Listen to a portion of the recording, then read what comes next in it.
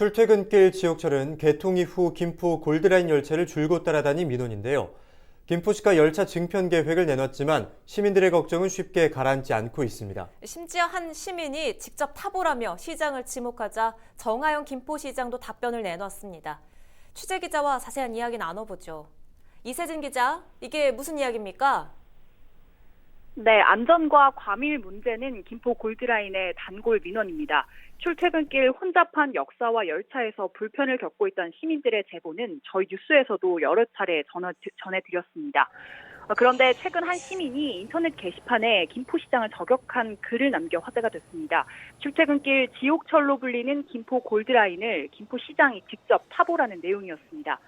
그런데 여기에 실제로 정하영 김포시장이 답변을 내놓습니다. SNS를 통해 2월 1일 출근길 도시철도에 직접 탑승하고 시민들과 동행하겠다고 예고한 건데요. 혼잡한 도시철도 내부 상황을 알리고 개선해달라는 시민 제안을 받아들이겠다는 의도입니다. 그런데 사실 김포 골드라인의 과밀 문제는 어제 오늘 나온 이야기가 아닌데요.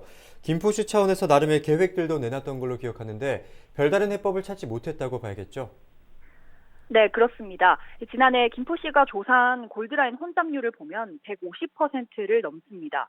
개통 이후부터 과밀 문제가 불거지자 김포시는 열차 편성을 늘리고 배차 간격을 줄여 혼잡도 문제가 풀리지가 않자 올해부터는 열차 5대를 추가로 만들겠다는 계획도 내놨습니다.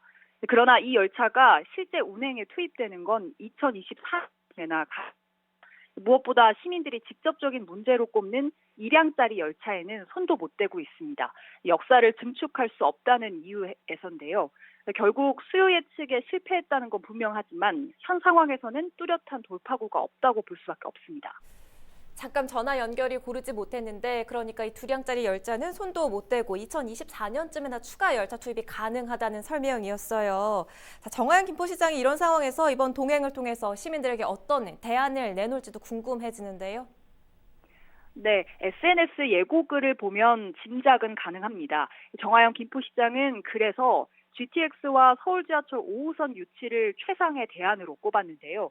실제로 김포시는 이른바 GTX D노선과 지하철 5호선 유치에 공을 들이고 있습니다. 이번 동행 역시 광역철도 유치에 키를 쥐고 있는 정부의 대책을 촉구하기 위한 측면이 있다고 해석됩니다. 다만 이번 동행이 단순한 이벤트로 남지 않으려면 김포시 차원의 고민도 필요합니다. 때문에 당일 현장에서 어떤 대안과 방향으로 시민들과 소통할지 주목하고 있습니다. 어떤 대안이 나올지 기대해 보겠습니다. 지금까지 이세진 기자였습니다.